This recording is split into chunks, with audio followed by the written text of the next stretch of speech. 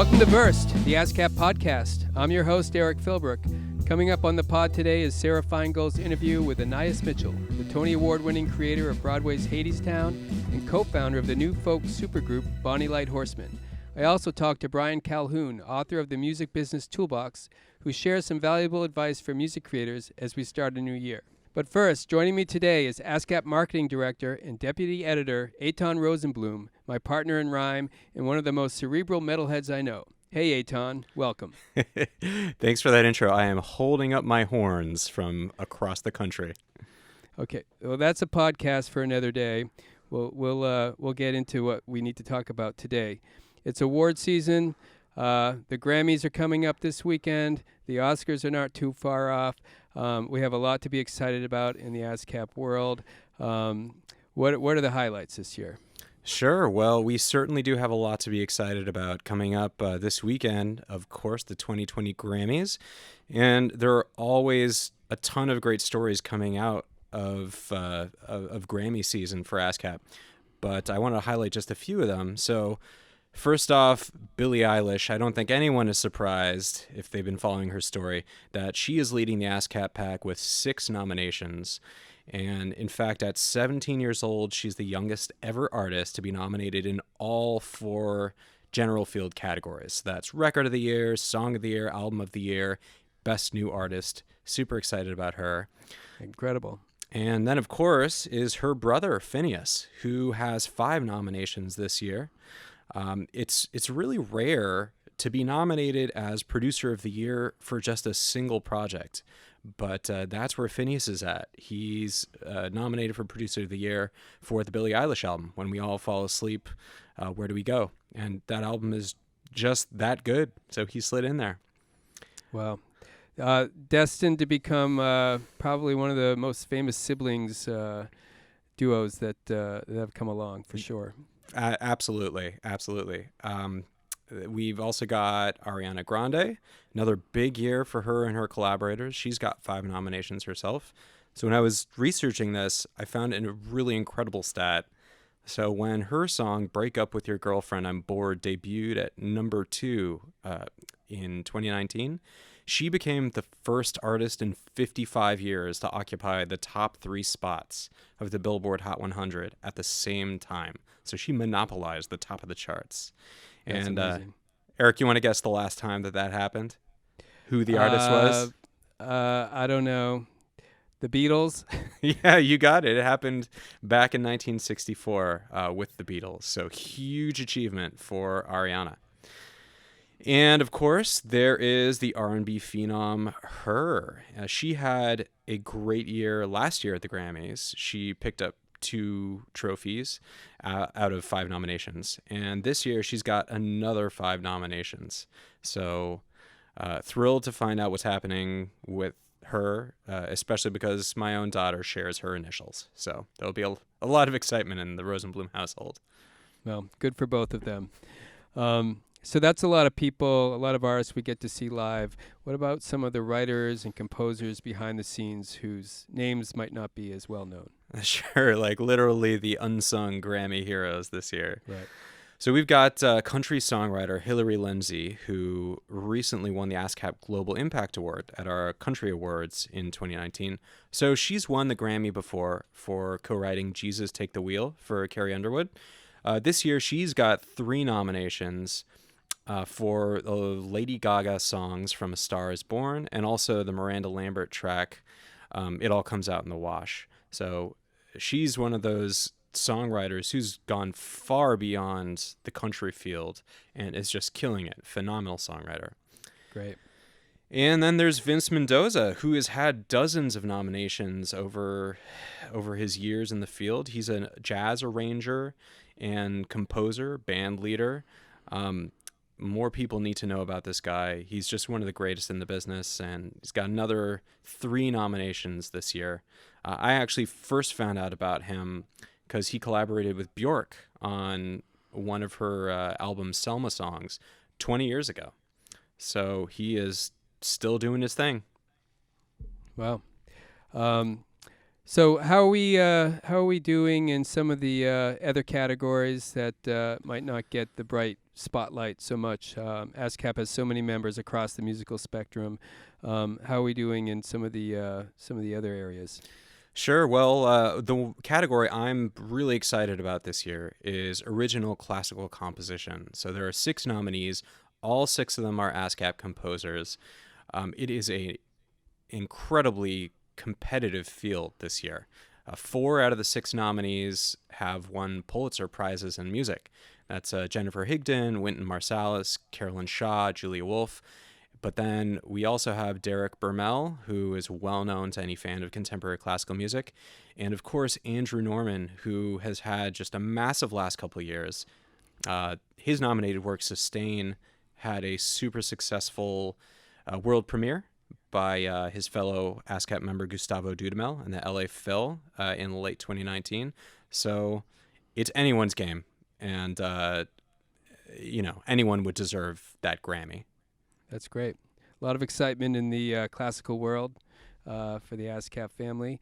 How are we doing in the film and television community? Sure. So we are in the thick of award season. The Golden Globes, of course, were a couple weeks ago, and Bernie Taupin took home the Golden Globe for Best Original Song for "I'm Gonna Love Me Again" from Rocket Man, which is, of course, a film about his co-writing partner Elton John.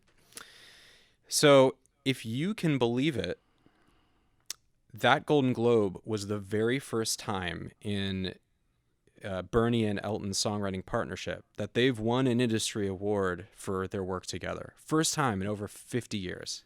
Wow, that's almost unbelievable, given how prolific they've been together, how successful they've been as a co-writing team. I know. There are a lot of theories that you could come up with for why. One of them is just Bernie is a behind-the-scenes guy and has been for their entire partnership. But he deserves the attention for his lyrics, and so he and Elton were nominated again for an Oscar for the same song, "I'm Gonna Love Me Again." In that same category in the Oscars is Diane Warren for "I'm Standing With You" from the movie Breakthrough. So anyone who knows anything about film songs adores Diane Warren. She's the queen of the power ballad. She's the same person who wrote "I Don't Want to Miss a Thing" for Aerosmith, "Till It Happens to You" for Lady Gaga. She has been nominated for 11 Oscars as of this year. Amazingly, if she wins, this will be her first ever Oscar. Wow, long overdue. For sure. And the third ASCAP competitor for Best Original Song is Cynthia Areevo. She co-wrote Stand Up from the Harriet Tubman biopic Harriet, which also stars her. And she's nominated for her portrayal of Harriet Tubman in the Best Actress category. So the cool thing about her is that if she wins, Cynthia Areevo will be the youngest person ever to win an EGOT. So the Emmy, Grammy, Oscar, Tony, quadfecta, whatever you call it. Wow, not enough EGOTs in the world. So good luck to Cynthia for that. In other news, this past week we also learned who will be at the head of the 2020 class for the Songwriters Hall of Fame and the Rock and Roll Hall of Fame. Who do we have stepping up from the ASCAP family this year? Well, for the Songwriters Hall of Fame, we found out that Annie Lennox will be inducted in 2020 for her work with the Eurythmics, and also the Isley Brothers. Sweet dreams are made of being inducted into the Songwriters Hall of Fame. And who are we to disagree with their choices? We also have a killer showing for the Rock and Roll Hall of Fame. In fact, the ASCAP fam got all 6 performer spots in the 2020 class. So the Doobie Brothers, Whitney Houston, the Notorious B.I.G., T-Rex, Depeche Mode, 9 Inch Nails, all of them are joining the class this year. That's very cool. I remember last year Trent Reznor of 9 Inch Nails inducted The Cure, and this year he gets to be inducted himself. How cool is that? Yeah, in fact, there are a lot of weird Trent Reznor connections with the rest of award season. Trent is not from Cleveland, but he spent a lot of time in Cleveland after college formative years in his music career. Interesting. And of course, Rock Hall is based in Cleveland, so he's had a lot of trips to Cleveland. He'll be right at home. Yeah, exactly. And of course, Nine Inch Nails was super influenced by Depeche Mode, who are also joining the Rock Hall this year. So it's cool that they're being inducted in the same year. Yeah. You know, amidst all the Trent Reznor stuff happening this year, he's also scoring The Watchmen. A lot of people forget that he co-wrote the Nine Inch Nails track 34 Ghosts 4, which is the track that was sampled for Old Town Road, biggest song of 2019. Wow, that's great. Yeah, it's like you wouldn't expect that repeating banjo loop would be the product of Trent Reznor, but it's true. He's a co-writer on that song. And then, of course, Trent produced a cover of the Eurythmics song Sweet Dreams Are Made of This, which was the first hit single from Marilyn Manson. Wow. So there's another Annie Lennox connection there. The dude is all over the place, and good for him. High fives all around for all of them. Lots of unexpected Ascap family connections this year, and I am very excited to see what happens during award season. Ditto. Well, thanks, Eitan. Let's get on with the show, and I'll see you back here soon. You got it. Now let's listen to Sarah Feingold's interview with the great Anaïs Mitchell. Anaïs Mitchell is a contemporary folk singer-songwriter with a powerful voice, agile musicianship, and an ever-growing font of solo and collaborative projects. Her most recent triumph has been in the works for over 12 years, Hadestown. What started as an avant-garde Vermont folk opera, inspired by a favorite Greek myth, blossomed into a studio album, then grew into live workshops in New York and London, and finally landed on Broadway at the Walter Kerr to universal acclaim. The show mesmerized and moved audiences all the way to 8 Tony Awards, including Best New Musical and Best Score for Mitchell's newly minted Broadway standards. Now she's looking to win her first Grammy Award for the Hadestown Original Broadway Cast Recording. With Hadestown's wildly successful run chugging along at the Walter Kerr, and soon going on the road to enthrall America on a national tour, Mitchell has stepped back into her more familiar space of making nuanced, thoughtful, and stirring folk music with her cadre of talented collaborators. This time, it's an album of both reimagined traditional tunes and originals under the moniker Bonnie Light Horseman, a collaboration with indie veterans Eric Johnson of Fruit Bats and Josh Kaufman, who's worked with the National, His Golden Messenger, and the Day of the Dead Project. Here's me, Ascap Sarah Feingold, chatting with the magical Anaïs Mitchell. Welcome to Ascap, Anaïs Mitchell. Thank you so much for being here with us today. Thank you for having me. Great to be here. So I wanted to start off with some of the groundwork. I wanted to ask you about Hadestown, which is your 8-time Tony-winning Broadway musical. It's been, 15 or so years in the making, maybe more. Actually less. That's usually I'm the one who has to augment that number, but I think 13. 13. Yeah. Okay. It's still a few years. Mm-hmm. But before it was a song cycle, or it came to the theater workshop, or it came to Broadway, I was wondering, what is it about the myth of Orpheus and Eurydice that compelled you to make music, that compelled you to tell that music through song? Mm-hmm. Yeah. So it was a long time ago when I started it. I was in my 20s. I was like right out of college, and I'm not studied in Greek mythology or anything. It's not like I was a classics buff or anything. Yeah. But the story of Orpheus and Eurydice, I remember reading when I was a little kid in like a children's illustrated book of mythology, and it always spoke to me. And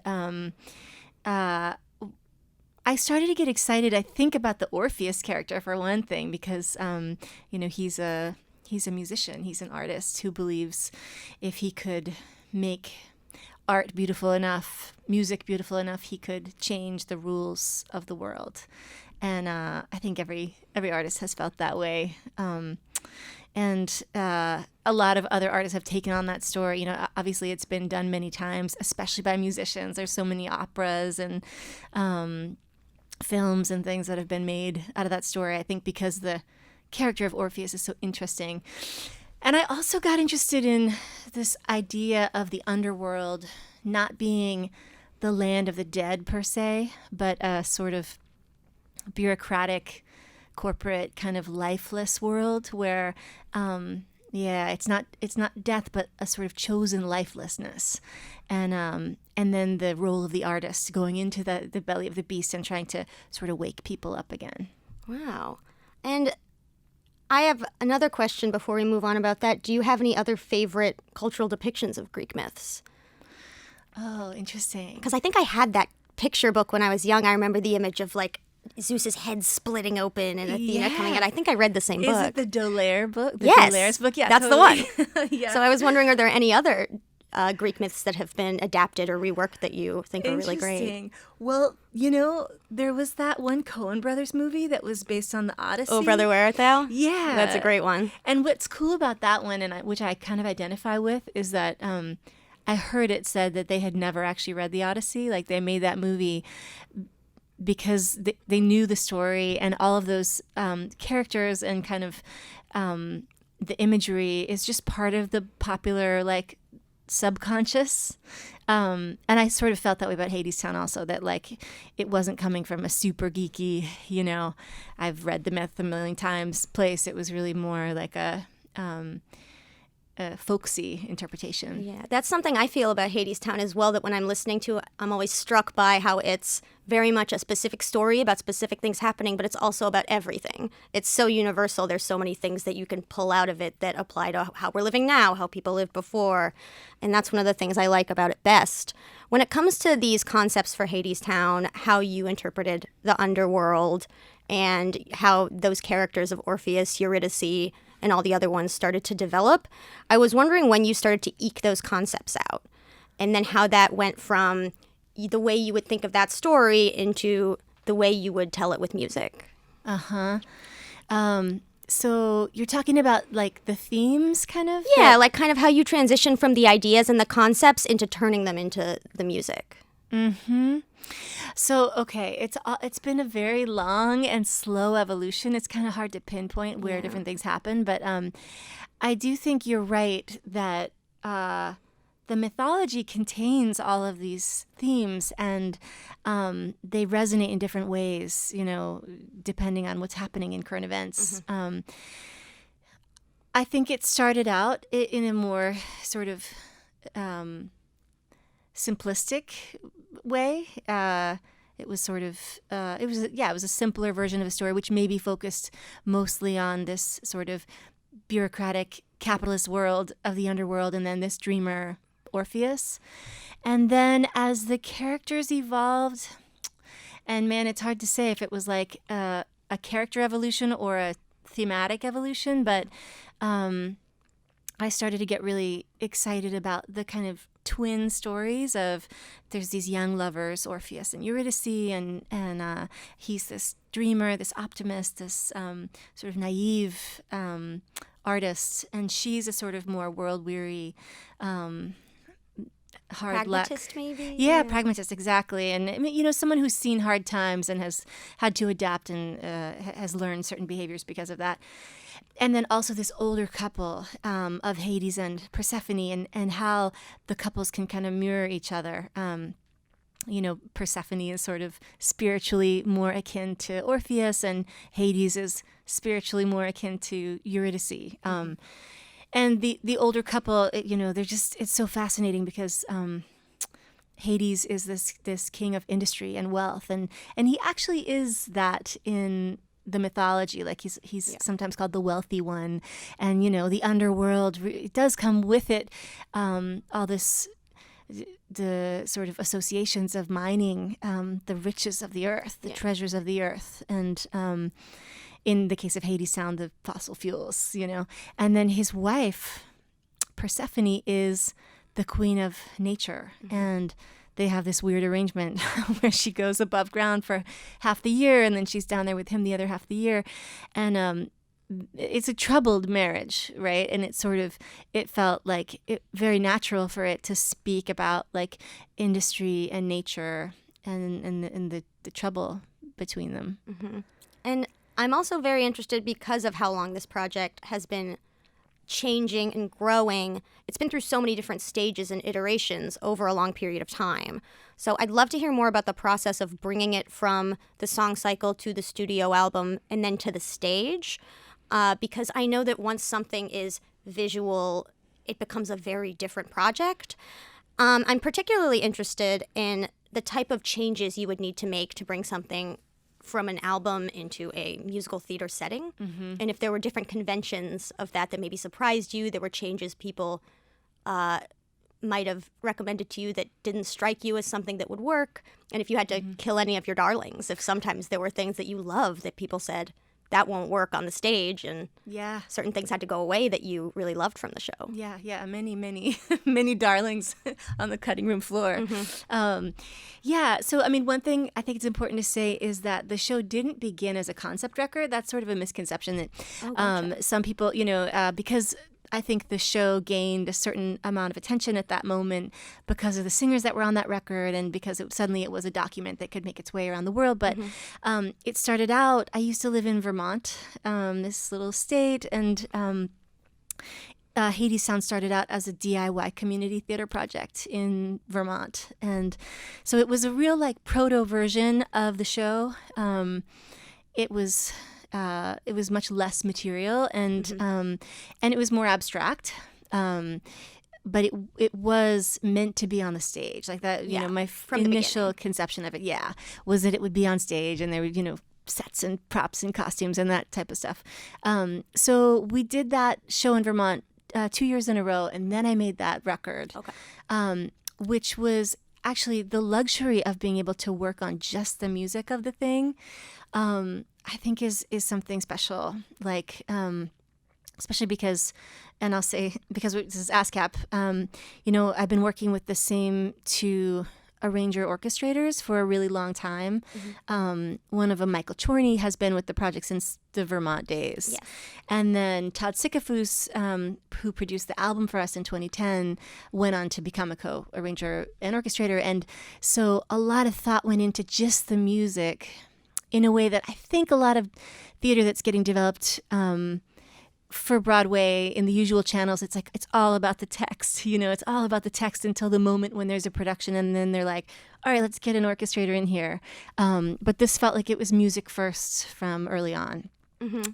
So that album came out, and I always wanted to develop the show further and see it on stage again, and it took a number of years to figure out how to do that and with whom, and who were the partners, and it had to be sort of a delicate walk of wanting to find people that could help to bring it into a new incarnation, but also not break what was working about it, because there's a way in which it was never going to fit like a Broadway formula mold, right? It just came out of a different place and ethos. And so I started to work with our lead producers, Mara Isaacs and Dale Franzen, and then Rachel Chavkin, the director, who's totally incredible. I had seen her work on The Great Comet of 1812 with Dave Malloy and was just totally blown away.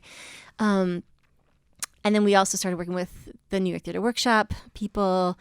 They recommended us to this dramaturg, Ken Charnelia. And so suddenly there was a real framework for there's a lot of voices in the room, there's a lot of feedback, and there's a real process for okay, there's going to be a workshop, maybe there's twice a year, and there's going to be equity actors, and there's got to be a new draft of the thing for that, and here are the things that we think need to be addressed. And it was like going to grad school for me, because I didn't study that stuff. I really my stock in trade was writing a song, a 3.5-minute song with verse chorus, maybe there's a bridge, and that's it. And that kind of structure has its own logic, right? And then the theater has its a different structural logic, and so the process of exploding the songs so that they could work in a dramatic way took really years to figure out. And because oftentimes there were songs that to me felt oh, structurally this is perfect, just leave it what it is, and a concert audience is totally willing to just trance out for 3.5 minutes and be this music sounds great, but a theater audience wants every song to have a result, or a revelation, or both, better yet, both. And so it was a question of contextualizing the songs. Oftentimes like an intro that might have been like a recitative, kind of back and forth, singy, speaky dialogue moment that would lead into the song, and then maybe in the middle of the song, a bridge that could almost like do a camera shift to another character and then return. A lot of outros. Yeah. And I certainly... I was sort of dragged into it at first. Like there were times I was like, this song is perfect. Like I can't, Do you have an example of one that was specifically hard to? So many of them were like that. I mean, one that I think really is a good example of it is Wedding Song. I was going to ask about Wedding Song because I notice when I hear the woman who sings it now on the original Broadway cast recording, the melody is slightly different. Oh, yes. Like when she's singing that first line, she goes... She has like a way that her voice ascends that I didn't recognize. That I was, and so in my head I was like, "That's fascinating. I wonder why that these changes were made." Yeah, that's a good ear that you picked that up. That was really just a practical situation of like wanting to put Orpheus in his best key, and his best key was then not the best key for Eurydice, and so needing to kind of reroute that melody so it would work. And it's I guess it's different for like you and Justin than it is for. Well, Justin like was singing with 5 different voices at a time, and can kind of go anywhere with that stuff. Totally. But so Wedding Song is one that I actually wrote for the album. There was a different love duet in Vermont that fell by the wayside, and Wedding Song I wrote it for the album, and it was like it always felt like a tight little package of a song. I enjoyed like playing it in my own songwriter shows and stuff, and it felt like it could work outside the context of the show. And there was something problematic about it, like for years, off Broadway. Maybe not to a music fan who was excited to just check out the song, but for the typical theater goer. Totally, because nothing really changes. It is this back and forth dialogue, which is kind of a theatrical construction, but nothing really changes. You don't arrive really at a different place than you began. And so, I mean, we contemplated cutting it a bunch of times.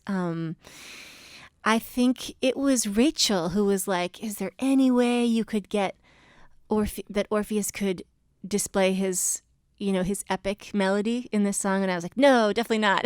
And then I went with my guitar and I was like checking it out. And suddenly it felt like, oh, this can happen. And it was that, basically, in the middle of the song, there's a recitative interlude, and Eurydice kind of challenges him, like, "Okay, we'll sing your song," and he says it's not finished. He says, "Sing it," and then he unveils this magic melody that he has channeled from the gods, and he's able to actually create magic with that melody, and so. It's both Eurydice and the audience who have now experienced Orpheus's power in a real way, not just him talking about it. And there is something about that you get to the end of the song and it was like, something has changed here. Yeah, it's unifying. It pulls everyone in. Can I tell you about one other song please. that got exploded? So Wait For Me was like a really, that was an odyssey with that song, like the way that it evolved. And I always like really did with both Wedding Song and Wait For Me. They felt complete on the studio record. I mean, it felt like, oh, great, that's done. I'm not going to mess with that. And then we kept on getting the feedback in early productions that it didn't seem like Orpheus's journey cost him very much. It was sort of like very, very quick. What you heard was Hermes kind of giving him instructions and advice how to get to Hades Town, and then he sings this chorus, but you didn't get the sense of like, oh, this boy has been through the ringer. Mm-hmm. He's going to hell, to get his love back. And so there was also a moment where there's a song that comes close to the end of the show called Doubt Comes In. Mm-hmm. And that song is where it's a song where the fates they sort of get into Orpheus's head, and they ultimately are his undoing. And it was always feeling kind of abrupt, like we hadn't seen that happen before. So here's a case where our dramaturg Ken Chignelia was like, wouldn't it be great if there was a way for Orpheus to go a few rounds with the fates, so that by the time you get to Doubt Comes In, it's like, oh, this is what's going to happen. And so I was like, yeah, where could that happen? And then what I found was that in Wait for Me, and also in the later reprise of that song, the Fates could enter and just sing just a few bars of Doubt Comes In, just to introduce that theme, so that when you hear it again at the end of the show, it's not like totally random. And then Orpheus could counter that challenge with his magical melody, which is picked up then chorally. And then that singing has a physical effect on the world. It actually cracks the wall of the underworld so he can go through. And that became like one of my favorite moments in the show, across departments, because it was like on Broadway, you'll have to see it, but he actually is able to crack the stage and enter the underworld. And I also added an outro to that song. This was something that came sort of late in the game also. The song used to end on a suspension, so it was like, wait, wait, wait, wait. You might remember from the studio. Yeah. And there was something about the Orpheus songs that, like, none of them had a button at the end. And I don't think it was random. I think it was like, he's this sort of this artistic character. He wasn't like a zazzy guy that was going to be like, and put a button on it. Yeah. But we started to get concerned that not giving the audience a chance to applaud for him ever was sort of undermining their faith in him, their belief in him, and the sort of understanding that he's our hero in that moment, at least. So I wrote that outro to the song in order for there to be like a button at the end, and that's the part in the that you can hear on the Broadway cast record. That's like, I'm coming, wait for me, and the beat kind of turns around, and then it had the added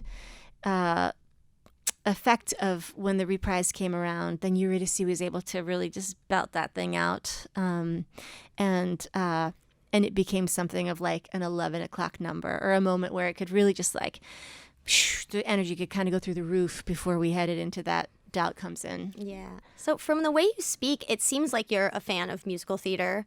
Can you tell me if you are a fan of musical theater, if you have certain shows that you like, and what about musical theater appeals to you? Mm-hmm. Yeah, I'm kind of a weird fan of musical theater. Having met like real fans, I can tell that I'm not like quite part of that tribe. I have a question about that later. Okay, yeah. But I did, I saw Les Mis when I was in high school or something, and I just totally fell in love with Les Mis. I love Hamilton. I love both of those shows. And additionally, I'll say like Natasha Pierre and the Great Comet of 1812, which is where I first encountered Rachel's work. All of those shows are sung through. Yeah. As is Hadestown, and there was something about that really appealed to me as a musician, and just to be able to live in that world of suspension of reality, that they're just gonna sing the whole time. There's never that awkward moment of like, oh, they're gonna sing now. Ding! Yeah, because they're singing the whole time. Yeah. And yeah. So those have been like my favorite shows. But I do love some more traditional like book musicals also. I mean, I feel like the classic kind of Rodgers and Hammerstein stuff like that is the craft is like undeniable there. Yeah. As a lyricist, it's just like, I just, fall to pieces. Those lyrics are just stunning. Yeah. And then, I've also fallen in love with some shows I saw that were like more mainstream that I didn't expect to love. They gotcha? Like what? Yeah. Well, like Evan Hansen, like my emotional response to that show was just insane. And it felt like a collective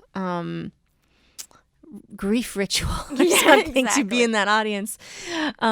Such a catharsis. It just totally unlocks something in you. Yeah, and I love that. I mean, I love to cry. Like and sometimes you feel emotionally manipulated, and you're like, and that's a problem. And sometimes you're like, I'm so grateful to this show, this story, and this music, that for allowing me to release like that. Yeah, it creates a space where it's safe to have those feelings, and you can just excise all of that emotion. Yes. I feel that way about the Hadestown, the studio album. Sometimes if I just need to sort of unleash some tears in my own space, because it's beautiful, and it's good when things can move you that way. I love that so much.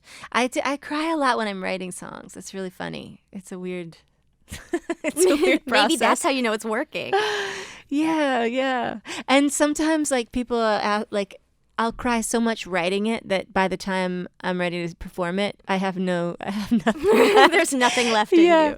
Yeah. So let's talk about your latest project about Bonnie Light Horseman. Right. Yeah. So it's you and it's Eric Johnson, who has, I think a lot of people know him from his work with Fruit Bats. Yes. Fruit Bats. And Josh Kaufman, who he's worked with The National and his Golden Messenger. And I know he did some work with some jam music. He did that Day of the Dead album that a lot of people were on. Yep. And so I wanted to ask you about making music with them. You've made this beautiful self-titled album. There's some originals in there. There's some reimagined traditional folk songs, but they're all very beautiful. I was wondering if in making this album with these friends and collaborators of yours, you got to sort of step away from Hadestown land and really reinvigorate yourself creatively, or if it just felt like you were moving on to the next thing and you can easily compartmentalize those things. Yeah, no, you totally put your finger on it. It was like a breath of fresh air in a way, because I've been living in this like heightened state of panic, like passionate anxiety about Hadestown for so long, and especially when we started heading for Broadway, it was like I don't have brain space for anything but this. Yeah. And I met Josh. I had kind of quietly admired his playing and his producing on my friends' records and with Josh Ritter. And we got put together by this indie label called Brassland to make a track, just one track with Kate Stables from the band This Is the Kit. It was a really amazing band. And we had so much fun doing it. And when we recognized that we both were interested in traditional music, and especially like British Isles traditional music. And we started to mess around with some songs together, Josh and I. And then it was his inspiration to call Eric. I think actually he was touring through LA where Eric lives, and he called me up and said like, hey, do you know who the Fruit Bats are? And I was like, yes, because I had just discovered them and totally fallen in love. And he was like, I don't know why, but I have a feeling like Eric would be great for this project. And I was like, heck yeah, let's do it. And Eric, he's such like an indie rock icon, but he comes certainly from the weird folk world. Like he used to teach banjo at the Old Town School of Music in Chicago, and he's deep into a lot of like weird alt folk music and British folk music. And so we started to mess around with stuff, and it just felt like very intuitive. And for me, it was something I felt I could work on at the same time. There's a way in which, like, for me to write a songwriter song felt like I was cheating on Hadestown. Do you know what I mean? Yeah. And whereas this was, it's kind of all on the spectrum of traditional music. Like some of it you would say is just us interpreting a trad song. And then some of it got so imaginative that it feels like we kind of co-wrote it with the trad, or that it has become original. But it's not either or. It's really like a misty terrain there. And what's beautiful about that is that it was like drinking from a deep well. It felt like resting in this just like source of so much of the music that we make now. And we were really lucky that like we had just kind of started messing around together when Justin Vernon and Aaron Dessner from the National were like, hey, do you want to play? Do you guys, whatever it is you guys are doing, do you want to play at the Eau Claire Festival? We didn't even have a band name or like any recorded music at the time, so it was really like a leap of faith for them. Do your thing. Yeah, it was beautiful. And we said yes, and then it became an occasion to rise to. And then later that summer, we got to take part in this People residency that those guys also were curating in Berlin, which was an amazing experience, and also like where we made half of the record that is coming out in a very short time. I was wondering if you could give me an example of a song that felt very traditional to you, that felt old in a way that you brought it into, this new era. Like something you would do to a song that might sound a little fresh or different. Well, I could make a blanket statement and say that a lot of those songs, in the traditional versions, they wouldn't have a chorus or a refrain per se, and we did end up adding a lot of refrains with repetition in them, because it felt like really grounding, and also for a way for it to feel collective, and also to create space in the song for there to be music. Right away when we started working on this stuff, we said we didn't want it to feel like a research project, like a academic in any way. It's really more kind of heart led, and part of what that meant was like,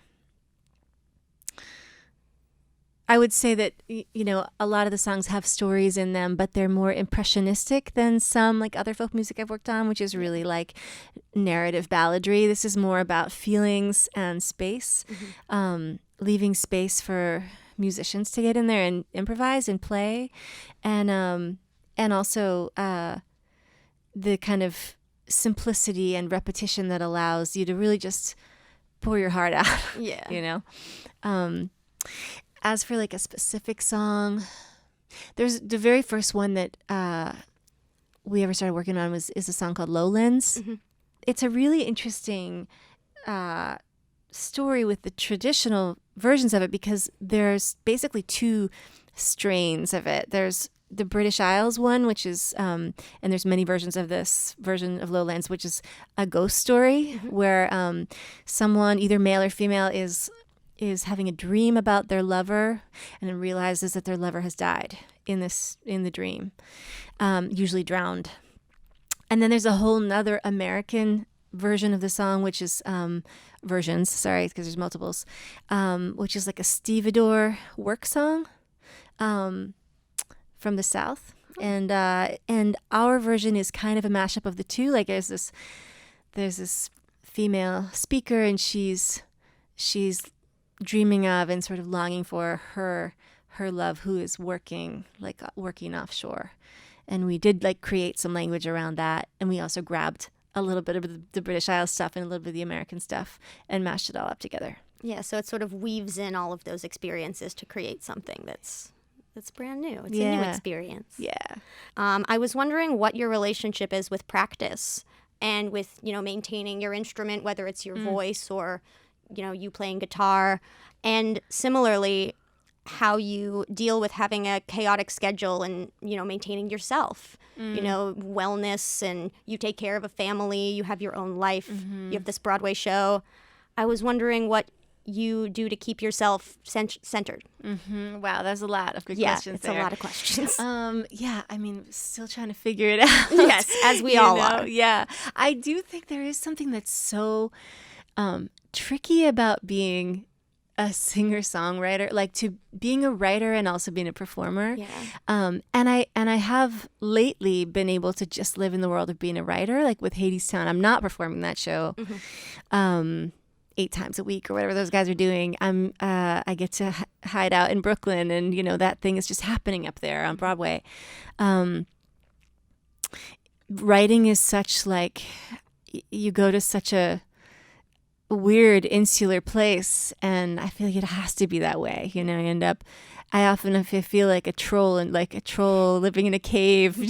Just when I was working on Hadestown, I often would feel like I would emerge from my writing place, which was literally like a concrete room in a practice space in Gowanus, and just like blinking at the sun, like my like a little an animal that's been underground, and then not really like know a nocturnal creature. Yeah, not really know how to like interact with people, or like the sound of my own voice would be weird, or I don't know.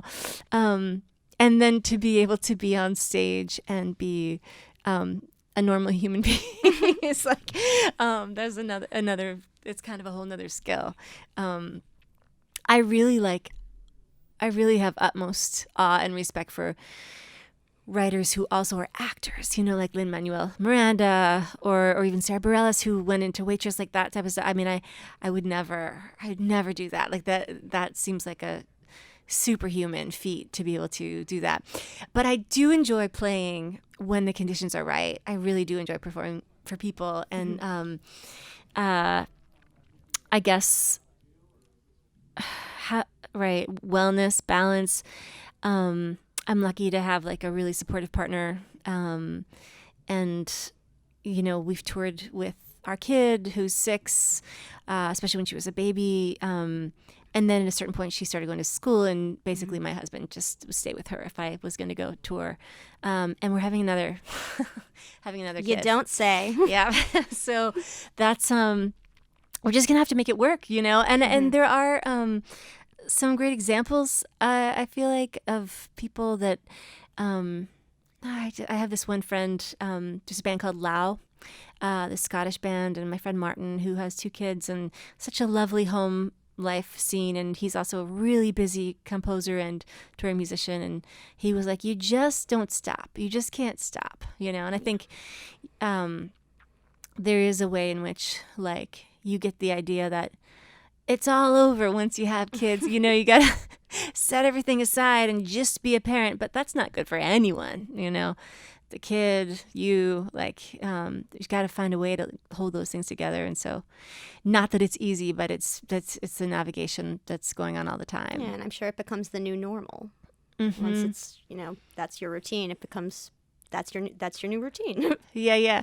With a baby, it's easy, I gotta say, because babies, they sleep so much, and they take all these naps. So you can check out of the hotel and you get in the car and they fall asleep, and you drive to where you're going. They wake up, you have lots of fun, and it's sound check, and they fall asleep. Things like that. It's a little more tricky with a kid that's 6 years old. That's like, is this going to be fun? Is this green room? Is there going to be like crayons in here? Because if not, I'm out of here. It's also the babies aren't asking you the hard questions. Right, for sure. I feel like once they're 6, they can really hit you with the difficult ones. Oh, yeah. Mm-hmm. Yeah, my kid used to, what was it? Oh, I just remember when we were working on Hadestown for Off-Broadway. She was 2.5 or something. Wow. And the hours are actually so unfamily friendly in the theater, because you're really like, I had basically like a couple hours in the morning to spend with her if I woke up, which I would be hard to do, given the late nights. Yeah. And I remember like playing some kind of game with some little dolls with her, and she was being both dolls, and she was like, Mommy, come play with me. No, I have to work on Hadestown. The other doll was like, didn't have time. God. It was totally heartbreaking. I did feel really proud to be able to share with her like the Broadway marquee that has 2 women's names on it, mine and Rachel's, beautiful. and she was so excited to see it. She can read, and she's a big fan of Rachel Chapkin. She was like a little obsessed with her, and it's just so cool because she doesn't know that it's rare that there's just 2 women up there. So yeah, which hopefully going forward it's not going to be as rare. Yeah, we'd love to see that. Exactly right. So she's seen the show. She saw it in London. Ooh. Yeah, and then in New York, she I think she didn't make it through the second act. Second act is not that fun. It's also tough with kids. Once the attention's gone, it's very gone. Yeah. Like, yep, and I'm done. Yeah. So I wanted to ask you one last question. It is about a tattoo that's on your arm. Oh yeah. And it is a portrait of a woman, and it is the same image that is the album cover of Hadestown, of the studio version, the original Broadway cast recording. Can you tell me a bit about that image? Yeah. So so it is an image of Eurydice. Okay, that's her. That's our girl. There she is. She's holding a flower. Mm-hmm. It's not the carnation that you see on Broadway, but it's a sort of like a poppy flower. Mm-hmm. And I was working on the studio record back in like 2009 or something, and I enlisted my friend Peter Nevins, who's this beautiful artist who does a lot of work with linoleum, black lino cut art, to make portraits of all of the characters to go into the artwork for the studio album. And so he was working on those portraits, and usually each character had a little object, like Hades is wearing this fedora, and he's got a little songbird on his finger, and Persephone's holding up a cup. And we would usually talk about that before he would make the art. But with this Eurydice picture, he just presented it to me. She's got her eyes closed and she's holding this flower. And this was before I had written the song Flowers. I was wanting to write a song for the album that would be really Eurydice speaking for herself in the underworld, and it didn't exist in the early Vermont shows. But I was really stuck on it. And it was this image. I remember saying, Peter, why did you give her a flower? And he said, I don't know, it just felt right. Ooh. And I was like, yeah, it kind of does. And then I wrote that song Flowers. So I thought it was so interesting. And I just loved the image, and I got a tattoo of it, kind of like a badge of what I thought of at that time as like many years of work. And that was only halfway through. It was prophetic. Yeah. And at the time, we had a different plan for what the cover of the album was going to be. It was this feather image. But we just all started to fall so in love with this picture of Eurydice that we thought we're going to put her on the cover. And the flower has bloomed in various ways over the years. So it's really unusual how that stuff works. I think Peter is a very intuitive artist, and he was tapped into the sort of what image would speak well on behalf of this character. The response to Hadestown has been wonderful. It's been overwhelming. People love it. And I know that the studio album already had a group of very devoted fans. I'm one of them. But I was wondering, what's been your favorite part of this new audience response to the show? It's a fully different species of fan. Yeah, totally. I think the most amazing thing about it was, like, for me in the springtime when we were opening the show and when we finally approached the lock date where, like, I couldn't make any more lyrical changes. I really was changing things right up to the moment that they cut me off. And I sort of was like, all right, I gotta let this thing go. And then I was walking by the stage door one night and saw just all these young people, some of them dressed up as our characters, waiting to meet the actors. And I was like, I will never understand what that kid's relationship is with this show. Yeah. And I felt like it was really a humbling experience of like, yeah, I know I wrote that, but it doesn't feel like mine. It really feels like it's its own animal, and it has its own life. And there's so many people that are involved in that. The actors, the design team, the creative team. But it's also like the fan. It's a thing that happens from the audience. It's a thing that happens between the audience and then that show. That I'm humbled by it. It's been beautiful to see. Well, that's just wonderful. So, Anaïs Mitchell, thank you so much for being with us today. It was an absolute joy to have you here. Thank you. Really likewise. Total pleasure talking to you. Thanks for having me. How cool was that? Anaïs comes from such a different background than most Broadway creators. She really represents a new era for the Broadway musical and shows that audiences are really hungry for a wider diversity of voices. Don't you think? Yes, totally. When I was listening to that, I was thinking about how there's always been this push and pull and sort of feedback loop between pop music and musicals. So like even stretching back to the Tin Pan Alley era, where so many of the great pop songs of the early 20th century started in musicals. Songs by Gershwin and Cole Porter and Rodgers and Hart. They just became pop and jazz standards recorded by hundreds and hundreds of people. Right. And what's super cool is these days we're seeing some of the biggest musicals become these pop culture juggernauts and moving into other entertainment realms. Like, think about The Greatest Showman. It's just, I think, one of the biggest albums of the year that it came out, when it came out. That's right. And our boy Lin-Manuel Miranda, his musical from before Hamilton, was called In the Heights, and that's coming to theaters later this year. We've got all those live TV musicals like Hairspray and the SpongeBob musical. So all these interconnections between media, and it's all driven by these powerful, super popular musicals. Right. And some pop writers are actually, getting into the game on Broadway as well this year. Oh, totally, yes. So, of course, Sarah Bareilles had Waitress a few years back. Alanis Morissette just debuted Jagged Little Pill at the end of last year. Ingrid Michaelson, she's working on an adaptation of The Notebook for the stage. And, of course, there's this evergreen popularity of the jukebox musical, which is based around, bodies of existing songs. So, Ain't Too Proud, about the Temptations.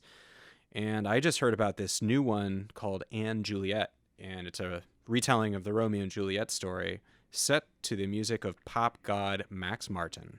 Wow, that's awesome. Whatever it takes to introduce all this great music to a wider audience is great for music. Yeah, and, for its creators, it's got to be said, it can be pretty lucrative if you end up with a successful musical. Right.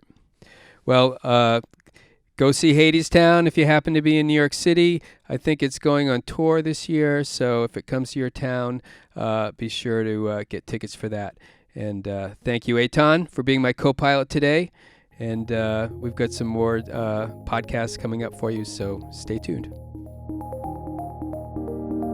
Now it's time for a segment we call Sound Advice. With me today is Brian Calhoun, a music and technology exec with over 25 years of experience working with startups, media corporations, and global superstar songwriters and musicians. He's the author of the book with Kristen Thompson called The Music Business Toolbox, Actionable Business Guidance for Musicians from Recording to Royalties. And he's a sought-after speaker at many industry conferences. Welcome, Brian. Thanks for joining us. Hey, thanks for having me. I appreciate it. So what brings you to New York City on this cold day? It is a cold day outside for sure. I'm here. I was speaking at the Nylon Conference, which is a great event that's produced by the Music Business Association and Music Ally, and we were talking about the future of streaming and royalties and how to make money in the new environment. Does anyone have a crystal ball to see what's coming up next for us? I think there are definitely a lot of people speculating, but I think just the overall consensus is that things are growing and that there's a lot more opportunities ahead of us than behind us. Cool. So let's dive in here. Let's give our listeners a little context on why you have some valuable advice to share. You've been on the front lines of the music industry for a number of years and in a number of ways. So what perspective has that given you? Well, first and foremost, I consider myself an artist advocate. I'm very passionate about helping musicians, and one of the things that happened sort of early on in my career working at record labels, I saw what I thought were really unfair practices that that some of the labels, not all labels, but some labels were engaging in with the artists that they were signed, and I just didn't think it was right. And especially at the time I was doing A&R, I was the guy who was with the artists on a regular basis and talking with them, and I just, in good conscience, I couldn't sit down and talk to people and look them in the eye, knowing that the company was treating them unfairly. Right. And so that really sort of was the impetus behind me really trying to help to start to educate artists so that they could be more well-informed and have the opportunity to protect themselves and protect their interests. Right. So, of course, you need to create great music that people love in order to succeed. But today, as you just mentioned, if you're an independent artist, you have to be smart, strategic, and business savvy. What are the most important actions that emerging music creators need to take if they are to get their music house in order? Well, one of the great pieces of advice that a friend of mine named Rico Brooks gives often, and that I've taken from him, I'm crediting him here, is hard work beats talent when talent doesn't work. Right. So if you're not out there really hustling, it's there's somebody there who's willing to do the work and step in when you won't. Right. And I've seen incredibly talented musicians who just didn't work hard, just not achieve much success or any success at all because they didn't do it. And it's also really important to have a good understanding of the business. And there's a lot of misperceptions that are out there, specifically, I hear people say, hey, I got a publishing deal. I just signed with ASCAP. I'm like, well, that's not really what that means. You've taken an important step by registering with Ascap so that they can collect your performance royalties, your public performance royalties as a writer, but you still have other work to do. And another one of the big misconceptions, again, specifically relating to what you all do in protecting writers, is not having a clear understanding about the difference between the public performance royalties that Ascap collects versus the performance royalties that Sound Exchange collects. And as an executive at Sound Exchange for a number of years, I spent a lot of time educating the artist community about those differences. And for your listeners and viewers out there right now, it's important to understand that Sound Exchange collects for you as a performer and as the owner of a sound recording copyright. So really, if it's irrelevant who wrote the song. Now, if you wrote the song, then it's great. You will collect those public performance royalties from Ascap. But if you are the performer of that and your song is played on the digital radio service like SiriusXM or Pandora or iHeartMedia, then you are also entitled to collect royalties as the performer. And especially if you release it independently, which more and more people are doing, right, you own that sound recording copyright and are entitled to collect those royalties as well. So those are just a couple of really key things that I think that that people should keep in mind. Well, I mean, you explained that very well. I know that's a common area of confusion, especially among a lot of the younger music creators, and sometimes it's hard for anyone who understands it to articulate it in a way that's understandable. I did it for a long time, so I kind of got the pitch down. Hopefully, yeah, I think you got it. So let's say you have some success, you're performing, you're earning royalties, and you feel like I got this. But the industry shifts again, and you're left wondering what the hell just happened. What are some common pitfalls that artists fall into, and how do you avoid them? Sure. I think that it's really important to stay abreast of the changes in the industry. Fortunately, there are a lot of good resources that are out there where you can get that. This what you all are doing here with this podcast is really important, and, cool. and this Thank is you. great. But it's also really important to have the right team around you. And it's one of the things I talk about in the Music Business Toolbox, and who are the most important team members that you need to have around you.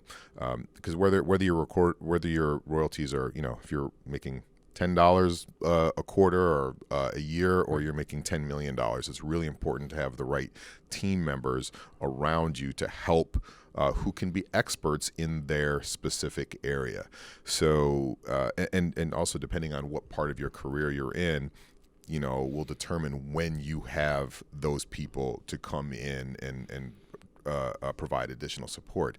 And look, the truth is that in the very beginning of your career, you are everyone, whether you're talking about lawyer, manager, publisher, agent, digital marketing strategy person, publicist. Those are a few of the key members.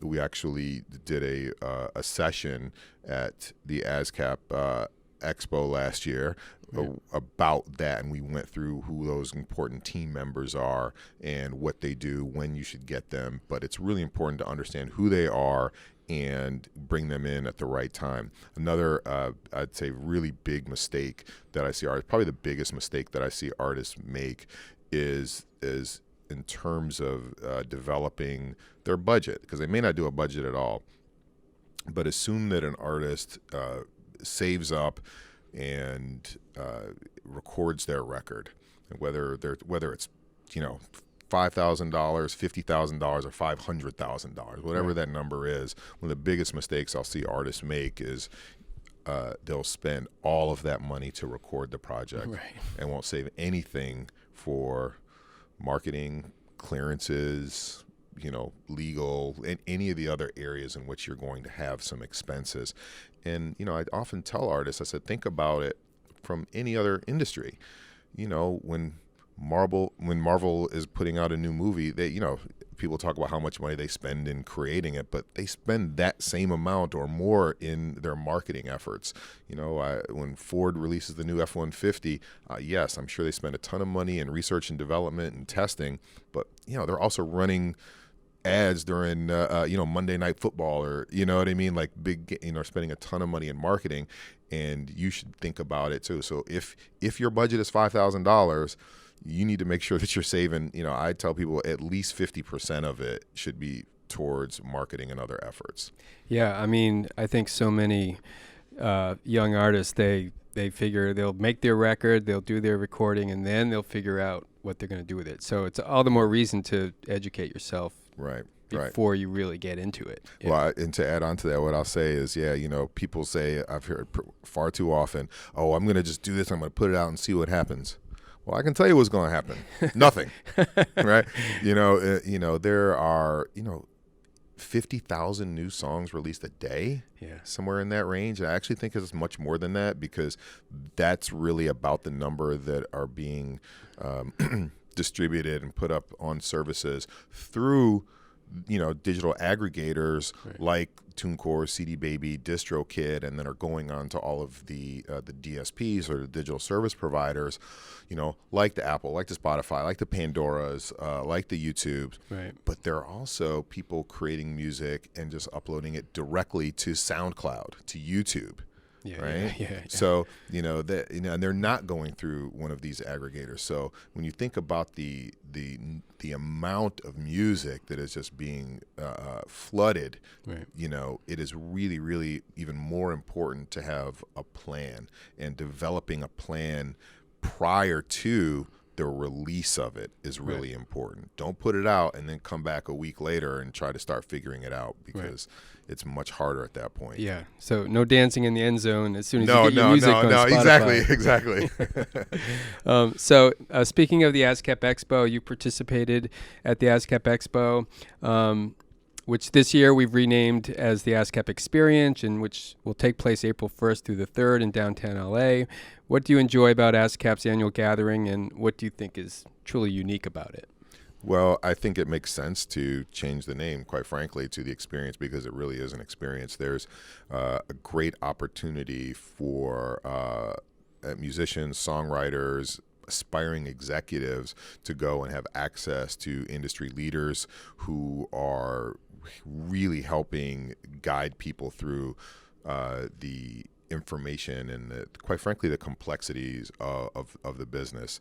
I give you all a tremendous amount of credit for the curation that you have done in terms of like getting the right kinds of speakers there. The programming is fantastic. The networking opportunities, even like just like walking down the hall with all of the companies that are participating, whether they're sponsors or vendors that are there.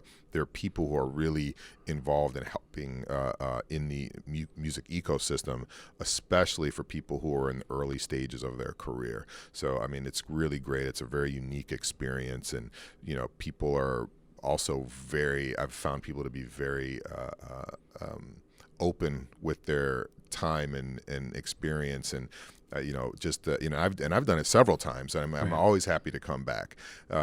And I just think about like even in the last one, after our panel, me and the other panelists, we stayed around and talked with people for such a long time, and like we got kicked out of the room and had to go into the hallway and spilled over, but I think just like the energy that is there and the vibes are really great, because people who have knowledge are there willing to share. And look, quite frankly, it's like it's funny sometimes.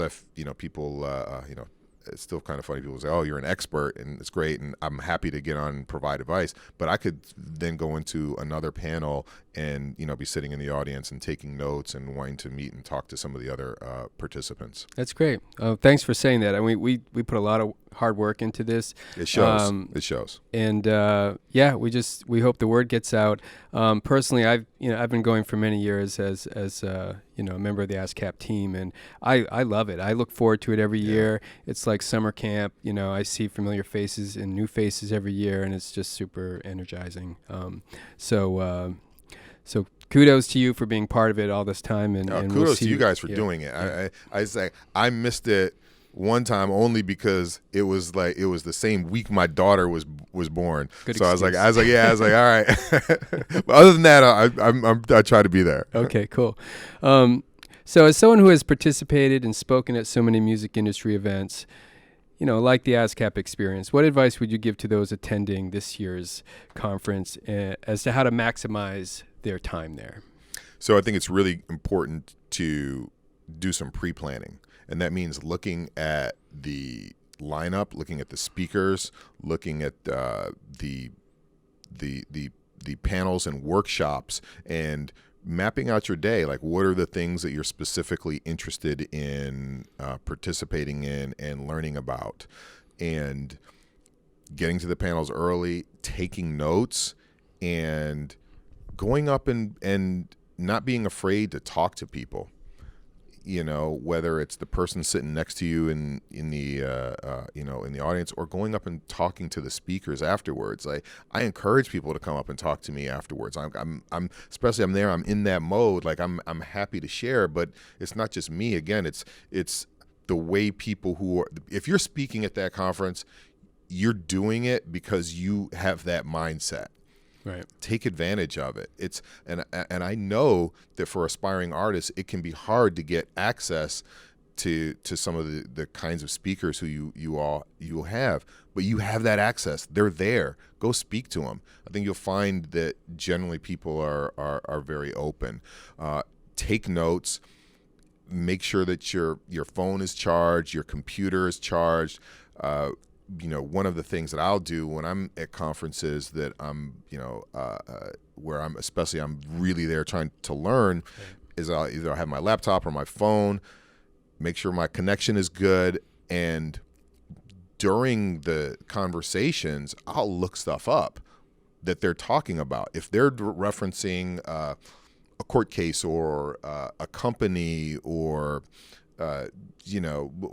something, whatever it is, a music video, whatever, in the moment, I will look it up, and that provides additional context to help you sort of follow along. Yeah. And it just can really help make your experience a lot better. I'll say pace yourself. I know there's also great parties and performances and stuff that are going on. Make sure you're there the next morning on time. Right. Don't stay out and drinking and partying too much and then miss half the day because of that. Right. So pace yourself.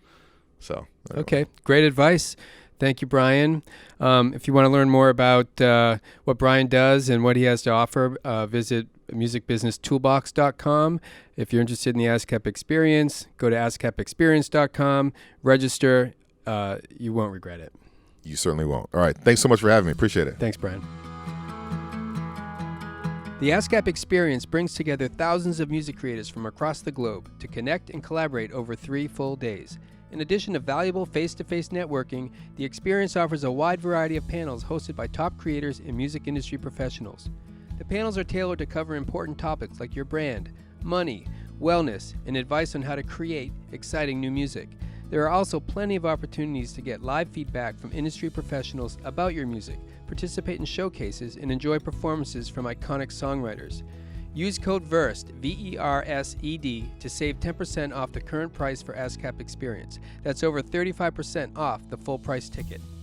If you'd like to support our mission for VERSED, the Ascap podcast, subscribe, rate, and comment on the show on your favorite streaming platform, especially on Apple Podcasts. Even a simple rating will help us introduce the show to new people and make it more visible. Share the show on social media, subscribe to Ascap on YouTube, and follow us on Instagram, Facebook, and Twitter. Thanks to everyone who collaborated on this episode. Anaïs Mitchell and Sarah Feingold for their fascinating conversation, Eitan Rosenbloom for co-hosting, The Midnight Hours, Adrian Young and Ali Shahid Muhammad for our cool theme music, Benjamin Keynes of Sight Sense Productions for audio and video editing, and Kate Cordova for her social media and all-around moral support. If you'd like to check out our show notes and listen to the music mentioned on today's show, visit ascap.com/versed. Thanks for listening. We'll see you back here real soon.